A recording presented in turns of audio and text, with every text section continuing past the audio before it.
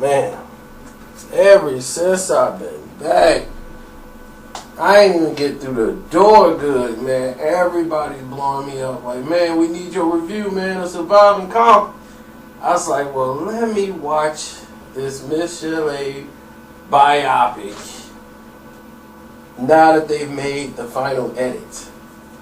And it's sure enough, they don't have the scenes in there. They have made some edits. Dre hitting his first baby mama's not in that anymore. They made the edit from her getting hit in the car when he rammed her head against the glass. That ain't in there no more. You know, it's a whole bunch of stuff that they made some edits to. But let's get into this Michel'le version of what happened. From looking at this, what can you take from it? What does this show you about Michel'le? Because even though with the edits and even though she's telling her version of it, you can tell right off the bat it's some bull. She's changing the personality and character of some of the people based on relationships she have with the people. Like Jerry Heller. She's making Jerry Heller to be this, I'm so concerned about you, Michel'le. Like you're a very intricate plot or part of Ruthless Records. Now, let's look at the facts. Jerry Heller managed Ruthless Records. Once she left and went to Death Row, Jerry Heller wasn't working with Michel'le anymore. Obviously. Michel'le, once she split up when Suge went to jail the second time, she was no longer bonded by Suge, and Suge couldn't really do nothing for her no more. She was on her own. Now there's no company, there's nothing for her. She's like, man, I'm screwed. What am I going to do now?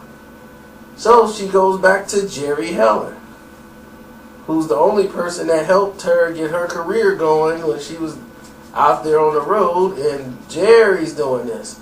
So Jerry is one of the producers of this film. Even though he's gone and dead, Jerry was the one that helped put this together for Michel'le. So it's only right that she kisses up to Jerry Heller in this biopic. Jerry opened all the doors for all of this band, and he was the main part. Now, this girl was not very smart. That's what this tells you. If there's any lesson to be learned from this biopic, is that women, you have to be smart. And don't make the dumb mistakes this girl did. She did what like most women did, put up with stuff because she thought there's something at the end of the rainbow for me. But when you're not confident, when you're very weak, these are the things that happen. But she made it look like she was just this innocent, lost little lamb who just kept bouncing around and bouncing through, and she did nothing wrong, and they just all took advantage of her. Now, I don't condone men hitting women, but it happens, and it's a reality. It's an unfortunate reality, but it does happen. Do I believe Dr. Dre hit Michel'le? Absolutely. Do I believe he hit her as many times as she said? Absolutely. Do I believe Suge Knight hit Michel'le? No, I don't think Suge had to be there. I don't believe it. Because, see, here's the thing. Suge know I hit you, I could hurt you. Really bad. So what good is that going to do Suge Knight to beat that woman? It's going to turn out not good for him for laying a hand on her. Plus, he got cases. One little thing and he going right back to jail. He ain't going to risk beating on Michel'le for that. Michel'le wasn't that important in music. But she made herself look that way. Suge put her in a position, paid her $400,000 a year, and in return, she was the one that did everything Suge asked her to do. That's why he put her in charge, because he knew Michel'le ain't gonna steal from him. She ain't gonna go nowhere. She too stupid. She don't have that type of ambition to cross. I'm gonna cross him, and then I'm gonna go over here and do this. No, she's weak. So let's look at the film, because I'm going into something entirely different, because she omitted a lot of things that happened involving the neglect of her own child. She just used this party as an example, not to count the many times she has left him in a car, she has fell asleep and he had ate one of her prescription medication pills that was on the floor. All these things that happened that showed that she was a terrible mother. She ended up had to take the kid over there because the mom was going to take him from him because she couldn't do nothing with him. So the mom like, look, I'm going to take custody and you going to pay me for him. And she was like, okay, I'll pay you money. Just take care of him because we're going to be out of town a lot and doing these tours and working on shows. And she wasn't trying to get her music career going. And then at this time, Dre is getting ready to split.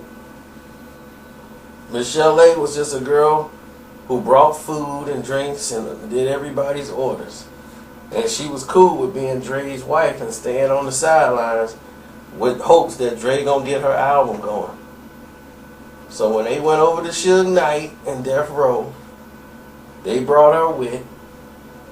Of course, it was part of the deal to bring Michel'le, because Suge liked her anyway. And he was always nice to her, always made sure she was straight. But he didn't violate until Dre started screwing up. Dre acted like he didn't want her. Suge knew, like, this girl here, she could be value to me. And once Dre was out there messing around, doing whatever, he wouldn't be back for like months and days, bills ain't being paid.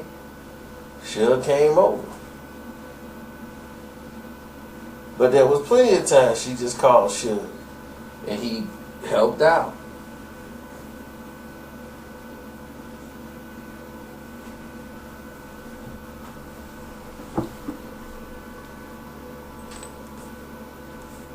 Listen, this story was so choppy, it was ridiculous. From the onset, they didn't have the approval for the music. I guess only Michel'le album they had approval for. But they couldn't use any of the Straight Outta Compton music. Nothing from like N.W.A. Everybody in this biopic was so concerned about Michel'le, though nobody tried to come in to intervene and stop any of it. Except for Jerry Heller. Come on.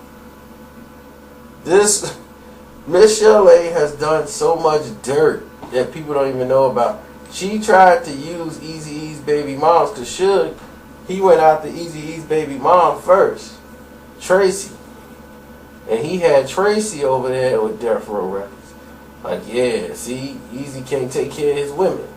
That's why I got Eazy-E Kid, you know, Suge was buying Eazy-E Kid gifts, you know, and they were coaching Tracy on how to get Eazy-E and hit him in the pockets and take him to court and get him some money.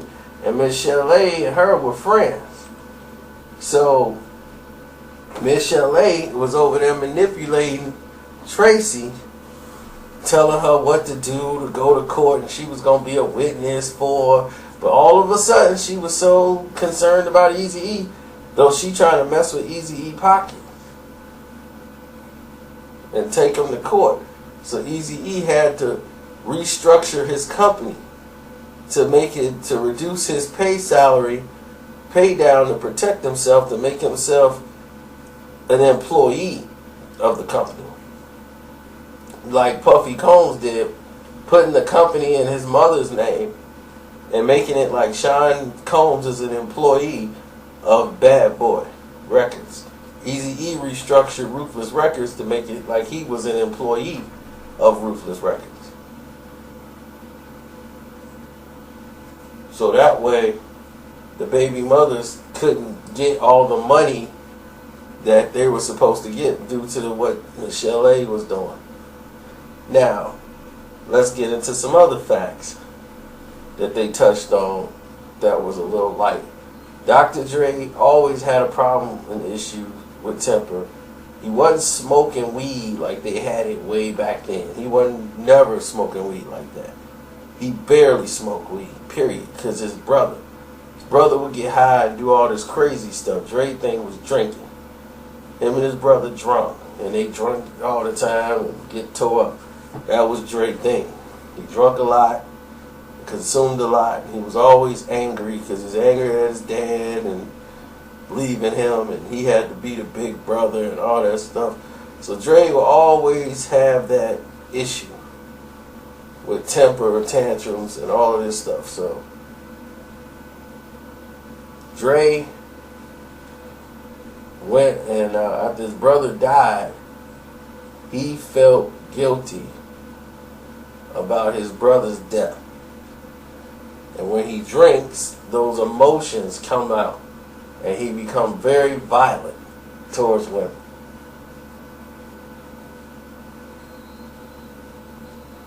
All of the attacks that Dre had was while he was drunk. Every time Dre's drinking and get drunk, that's when the attacks would happen. Now, there's a ridiculous scene in this movie. One involving Tupac. Michel'le had a crush on Tupac. And by Michel'le having a crush on Tupac, and she would openly flirt with Tupac, and Tupac would be saying stuff back, joking, but he would never cross that line. Suge Knight has never, ever came in and told anybody at Death Row. Death Row did not start in 1995 or 1996. There is no way Suge Knight gonna go in there and tell Tupac Shakur to go change a hook on a song. That was insulting. If Pac and Suge had an argument, disagreement, it wasn't gonna be over no song or what was finna be released to the public and what song to choose. Suge do not interfere in the music. Suge don't say, hey man, on that second riff, I want you to hit that second line real hard. Alright, go ahead, punch it.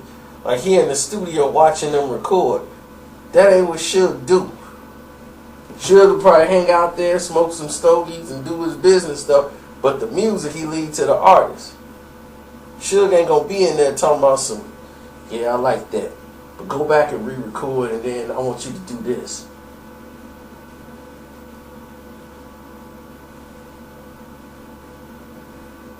And there's no way Suge would have did that with Pac. Pac argued with Suge like as an equal plenty of times. And it's documented. Even Buckshot told you that. Suge was like, man, we got to get on this plane. He was like, man, if my boys ain't going, I'm not going. That's messed up. If all of us ain't flying, I'm not flying. They can get on the bus. No, if we all ain't flying, I'm not going. And Pac stayed there and was like, come on, man, we going to the crib. And Suge done flew. Pac didn't fly. He stayed. Now, why would Pac do that?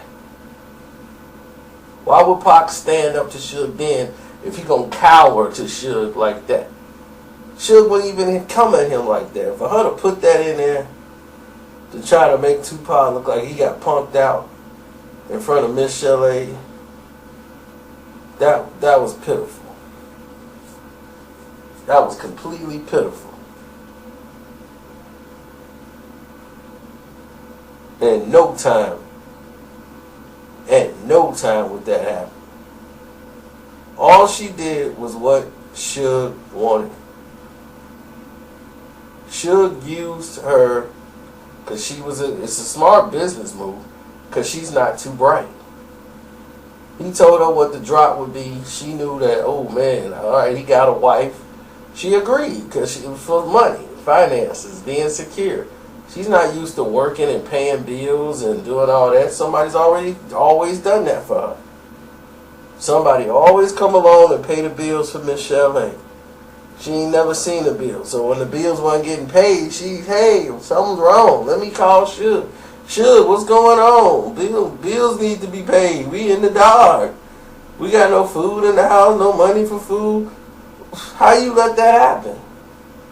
You put yourself in a position where you depend on somebody else to bring the bread home and you have nothing for you and your child.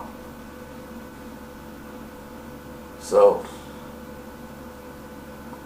Michel'le is trying to make money. That's all this is. She saw an opportunity after the success of Straight Outta Compton. So now she want to tell her story. I saw the movie and I wasn't in it. And I want to tell my story. JJ Fad wasn't in there. I don't see a JJ Fad movie. JJ Fad had the first album for Ruthless Records. The very first album. And they were a success. You don't hear JJ Fad's movie coming out. I mean, they could at least gave them a mention. That's what JJ Fad, like, man, they could at least just gave us a shout out or something. Which I felt, yeah, they should have did that too. But you don't see the JJ Fad movie. JJ Fad, their true story. Well, Dr. Dre beat all us up. Yeah, I'm working on these beats. Give me that bar. No, man, this is crazy. That's why I tell you, this is all about money, and she's trying to use I was a battered woman.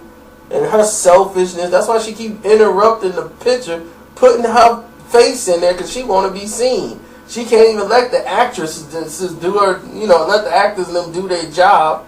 She got to be in the middle of it. She got to have her face on there.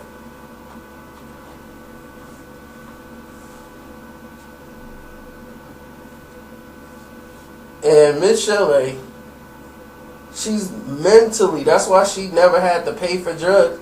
I never had to pay for any drugs. I got them all myself. Because she's mentally nuts. They diagnosed her as crazy. That's why she kept getting medication.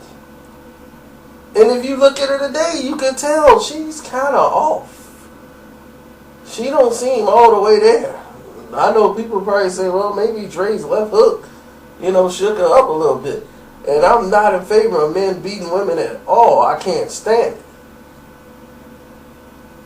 But Michel'le is the type of person that puts herself in a position to be hit when she knows she shouldn't be doing it. It's like, look, why would you do that when you know this man's going to hit you for it? And then it's like, why are you with this man? Don't be with him. You know how he is. But, like she said, she believed what she was taught young and all this stuff. And that does happen, too. You do see some people's aunties be, girl, don't throw away no good man over stuff like that, girl. You got a good man, you got a good job. They look at finances. And in the end, you be wishing that you taught them something different. Never let somebody beat on you and make you feel less than nothing. Because they have inner demons that they got to try to tackle. And in my hearts of hearts, I believe she went through every single beating that she said Dre gave to her.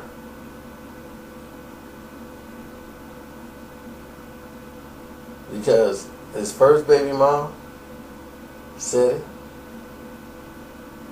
We saw the D. Barnes situation, which is documented. And what was documented is a lot horrifying than what was actually circulating. Like, he was beating her like he was going to kill her. That's how bad it was.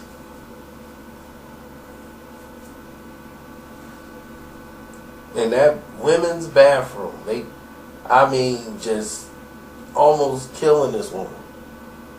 That's how bad his anger and temper was when he was drunk. And none of these people did anything but pacify it and try to clean it up.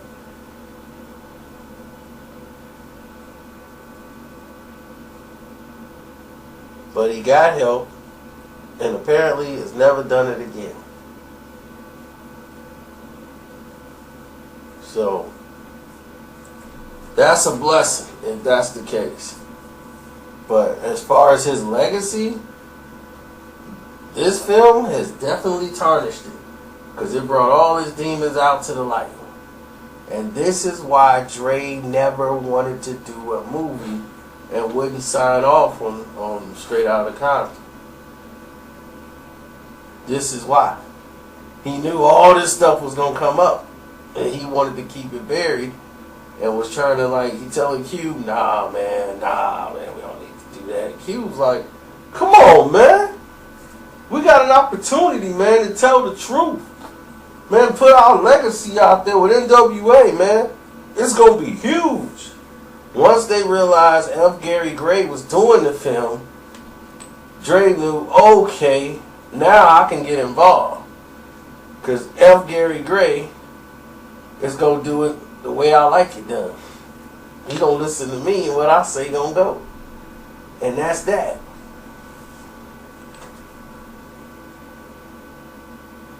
And so they told the film the way Dre wanted to tell it.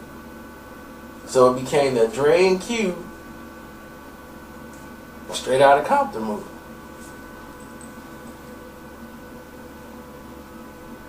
Now, do we need to see another N.W.A. movie? No. It's done. Let this saga be done. It is documented. Let it live. Did I find this movie entertaining? To a degree. The editing and the pacing of it is terrible. They cut from so many scenes to scenes that you're shocked. Like, man, you're going through the years real fast. And you're like, you go from, you don't know where you are in the film. When you're watching it, you're like, okay, well, this is a party when, what year, or this thing's all over the place. And they cut it so fast, you don't know what's going on. It's like he hitting her for whatever the reason is. Then they cut, and they go to another scene because they probably didn't have permission, but this is an intricate plot. So here they go, they talk about it for a little bit, and they cut again. Then they go to another scene, and it's like, this thing is just running in a big circle. This whole movie was like that. Running in a big circle.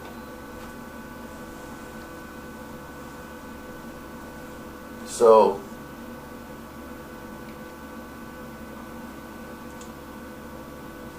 do I believe Suge signed her up for all the stuff that he did? Absolutely.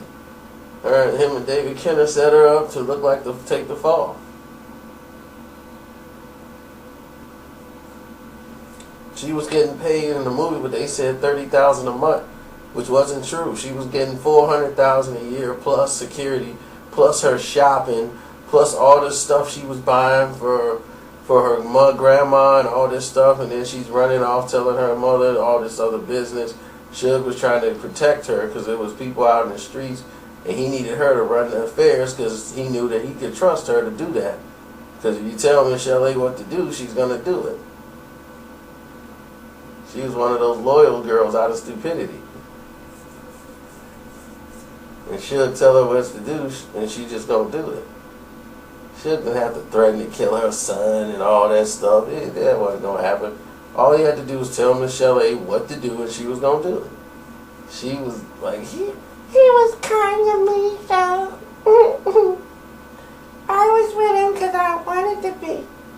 Because he can give me power and security and put me back where I belong.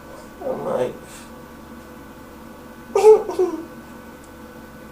oh my gosh.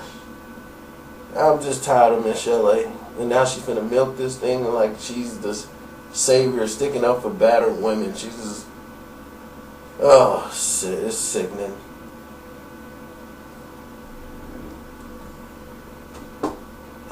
Because there's something else that happened and she was there for it. She didn't do anything. But she was a terrible mother back then. But she did the right thing. Give custody of her kids to her mom. Because she was not ready to raise any children. She wasn't mentally stable. So, my review of this film is a D+. And I'm out.